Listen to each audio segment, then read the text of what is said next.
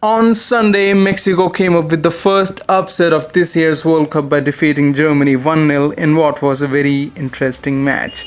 Germany started in a 4-2-3-1, much like most of their qualifying campaign.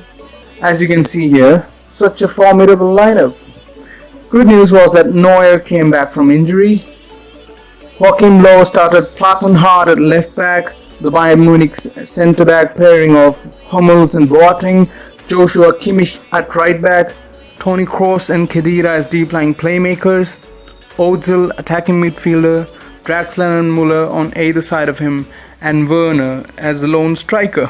Mexico also started in a 4-2-3-1 with Ochoa at goal, Ayala Moreno as centre-backs, Salcedo and Gallardo as full-backs, Herrera and Guardado as defensive midfielders, Lozano, Vela and Layun as attacking midfielders, and Chicharito up front. Defensively, Germany set up as a 4-4-2 as you can see here. Mexico on the other hand had a pressing or man-marking midfield which wasn't necessarily organized zonally, with Kroos being man-marked by Carlos Vela all the time. But they had an organized back four throughout the game, which made the difference at the end of the day. Now have a look at where Hummels and Boateng are when a long ball is played by Mexico, on the wrong side of the halfway line. Moreover, Plattenhardt and Kimmich are nowhere in the picture. They had so much confidence in their fullbacks during the early stages of the game, which they could afford. Once again during the 29th minute, all of them except Neuer are in the opposition half. I don't understand why the engine of the team, Toni Kroos, is playing alongside the centre-backs. He should be further up front. Khedira should have been given that job. Khedira was shit throughout the match. He had little contribution in attack and even in defense. His main job was to stop counterattacks from the opposition, but that's all that kept happening throughout the match. Germany were poor in possession.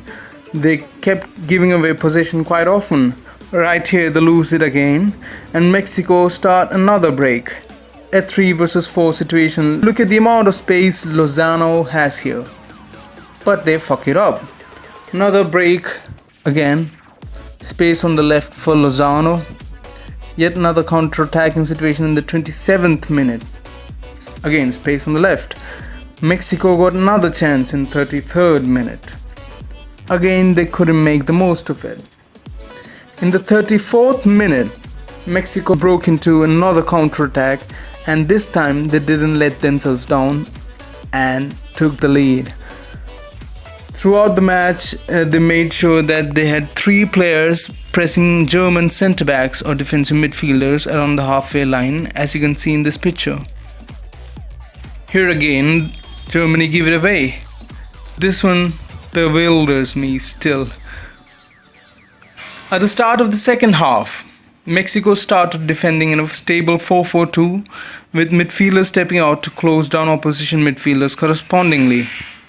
But they maintained the tactic of quick counterattacks in transition, and hence they received another opportunity in the 57th minute. Here we can see Chicharito and Vela in a 2v1 versus Boateng. But both of them fuck it up again. The pass was heavy from Chicharito and Vela didn't anticipate the pass or was slow reacting. Another break, but Chicharito could have done better here.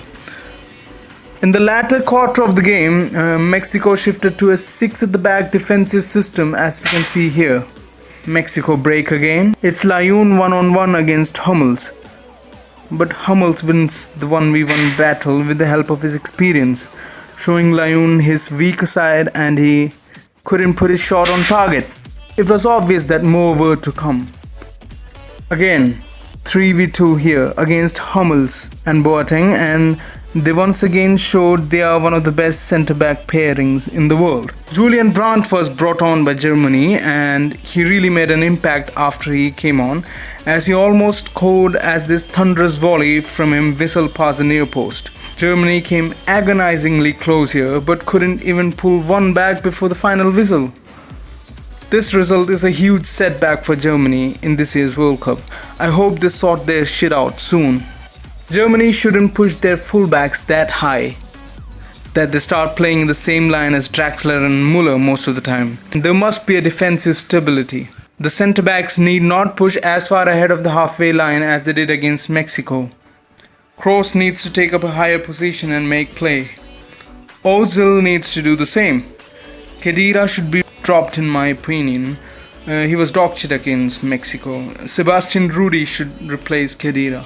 Most of the German attacks build up on the right side. I think they should replace Plattenhardt with Jonas Hector from Köln.